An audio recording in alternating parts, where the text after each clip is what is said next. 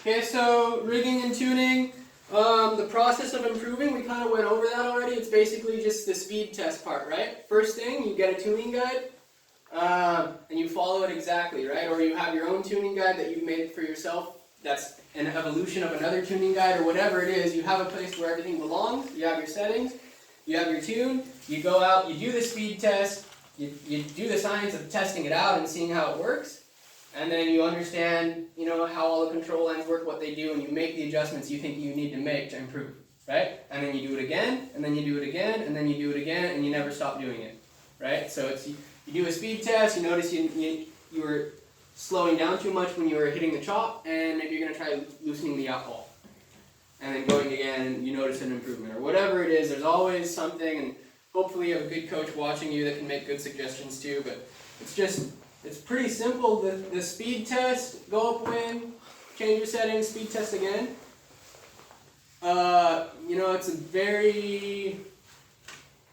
It's kind of funny how sailing is such a complex sport, but then there's this one practice that every single one in the world can do, and it works for everyone at every level, right? To just do speed tests and go upwind. And that's how you get faster in a straight line. Limits and processes of tuning, and yeah. So anyway, my tuning guide for the Opti, we'll just go through it as quick as I can. I put them in a specific order on purpose, for the most part. So the diagonal and the bling. Okay, so here's your mast. I need to find a better marker.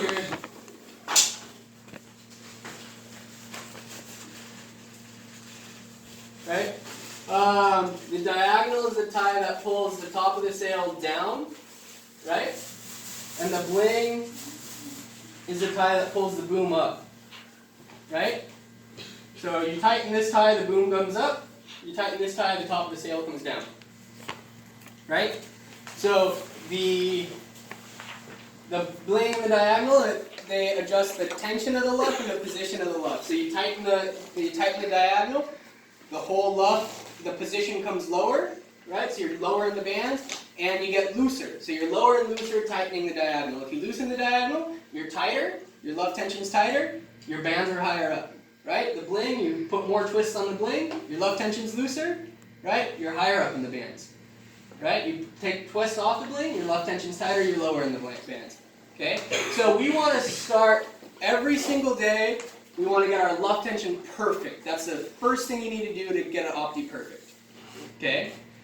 Give perfect luff tension and luff position to start the day. To start out, you kind of evolve your own process as you go, but to start out, I like to get the bling, in your bands, if these are the bands. Sometimes you have like a little serial number thing here with numbers on it. It's like a white thing.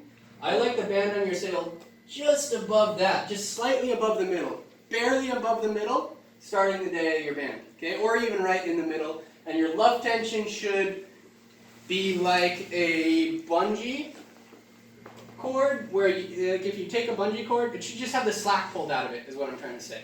Your luff tension shouldn't be tight, shouldn't be loose, okay? It should just basically have the slack pulled out of it. There shouldn't be tension on it, but there shouldn't be scallops in it either, just slack pulled out. Okay, so that's the luff tension that you want, that's the luff position you want, that's where you start, right? By getting your diagonal and your boom tie, and your bling, in the right place. Okay? From there, I like you guys to do the corner ties and get all the corner ties perfect. Okay? And you can actually do all the other ties, the mast and the boom ties last. But sometimes it's better to... Hold on, ask questions later because I don't want to save time on the video. So for your mast ties, how do you want your mast ties? Depends on the tuning guide. Okay, mast ties are, I'm going to write it down as I say it, because what I'm going to say is going to confuse you, but then if you think about it, it's going to make perfect sense. Okay? So mast ties for an Opti. Mast ties, you want them tight for wind. As loose as possible.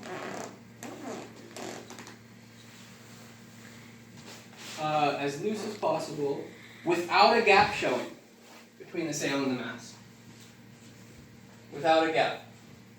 Oh, okay. Okay? Or you can say as tight as possible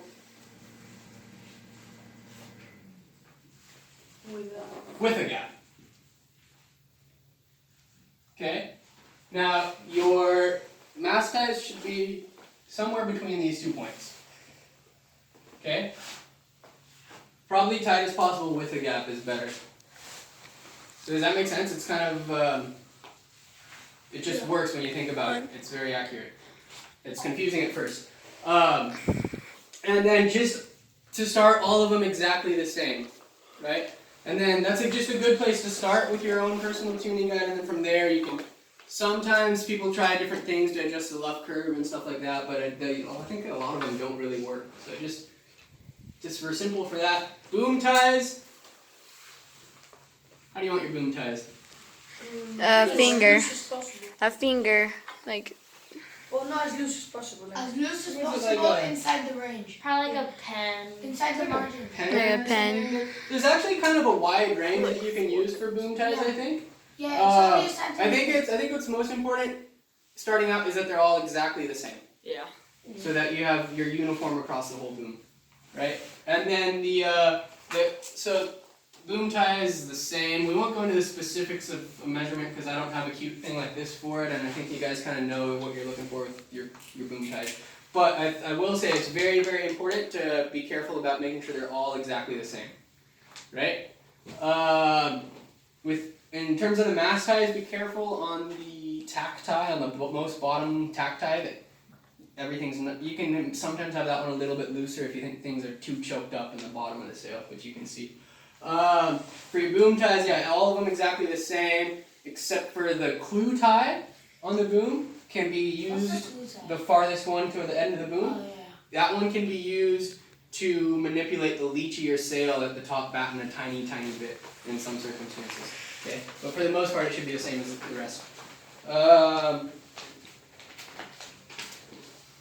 Okay, and then you guys know that you should put your vang on before your sprit always.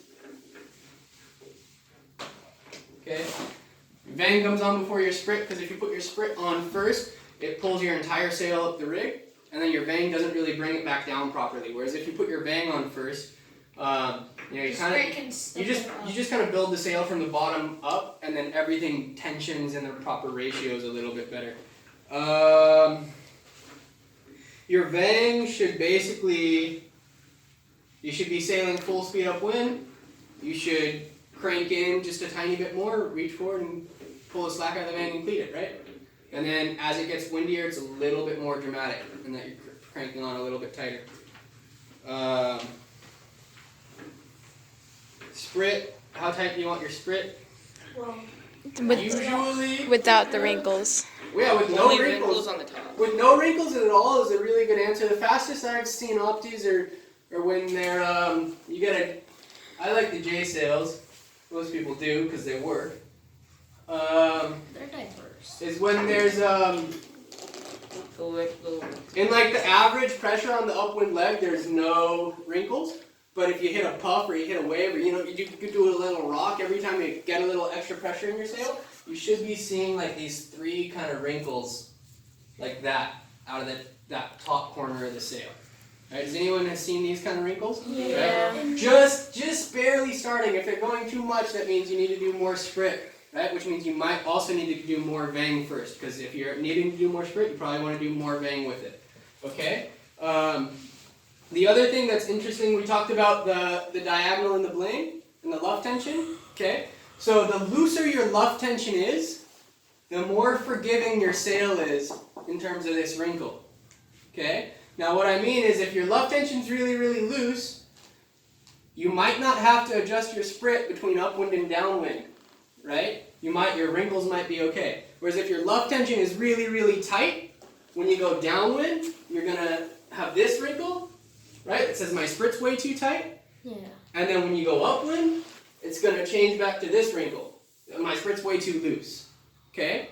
So if between changing from upwind and downwind, the wrinkle change on your sail is really dramatic, that's a sign that your luff tension's too tight.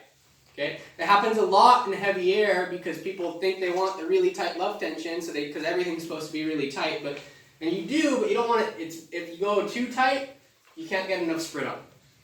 Okay? And most people, most of the time, are sailing with luff tensions, I think, a little bit too tight on average. Okay. Unless Mast and boom ties we did. Rake. Rake's a critical one. Okay. Rake. I'll write this one down.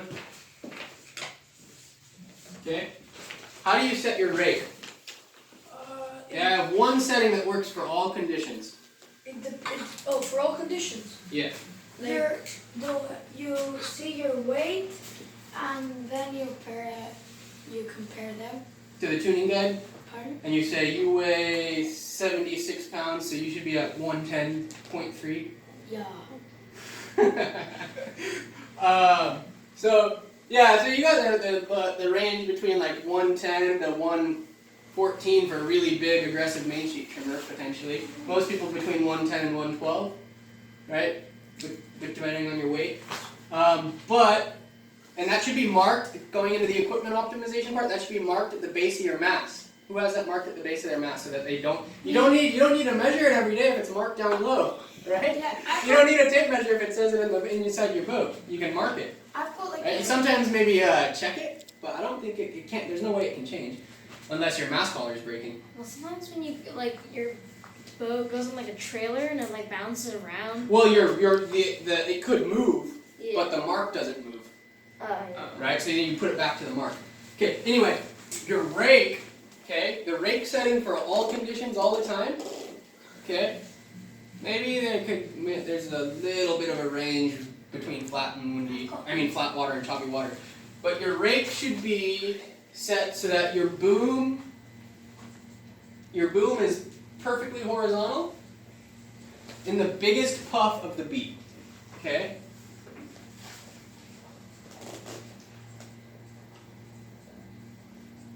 In the biggest puff. Yeah.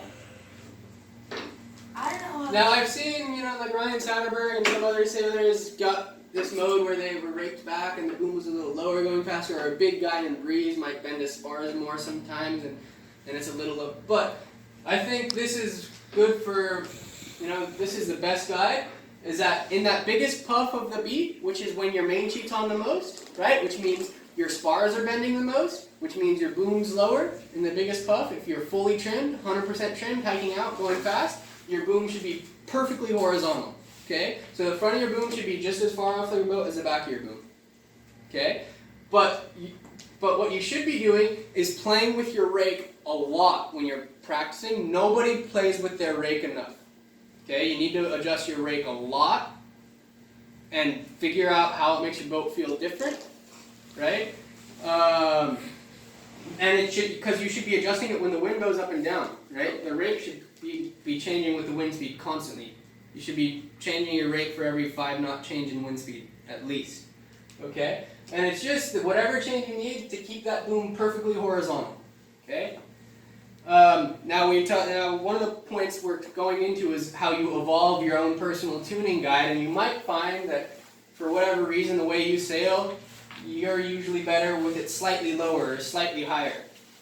And that's something that you just learn through speed tests and optimization on your own. But the point is that you have a setting where you want the boom's height in the biggest puff when you're fully trimmed, and you're looking to hit that setting every time, every race by setting your rake in the right place. Right? You're not manipulating it by over trimming, you're setting your rake in the right place to get it there. Okay? Does that make sense? Yeah. So that if you get your rake so that your boom always has this in the biggest puff, then you're going to be constantly balanced over your centerboard perfectly all the time, yeah? Let me just finish up and then maybe we'll go through the questions after we pause the video. Centerboard and outhaul, two is kind of, the real critical ones are the rake and the luff tension, right? And then the vang and the sprit. But centerboard and outhaul. The centerboard's important because it's the most important foil to trim on any boat ever. Right? The most important foil to trim on any boat is the keel or the centerboard. How do you trim a keel or a centerboard? Depending on Okay, it's your weight placement, your angle of the wind that you're sailing, right? Whether you're forward and back in the boat, but all of that, what really makes a boat the fastest boat upwind is that it's got the highest pressure differential between the high and low pressure side of the keel or the centerboard. Okay? That means that the centerboard of the keel of the boat is more loaded up with power than any other boat on the race course. Right? Deeper down. Right? Well, it's not like it's their centerboard's not deeper. Yeah, They're just what they've done is they've gone into an aggressive low fast mode where they're hiking out more than everyone else, even in the same wind. By the way they're sailing their boat, they sail their boat to really load everything up, to power everything up. Their centerboard powers up, and then you trim in from there, and it's just all about keeping the centerboard fully loaded up. That's the point I like to stress all the time. In opties, it's a little less important than when you grow up and sail bigger boats and keel boats and stuff. But trimming that centerboard's 1,000 times more important than trimming the sail properly. Okay, both are obvious.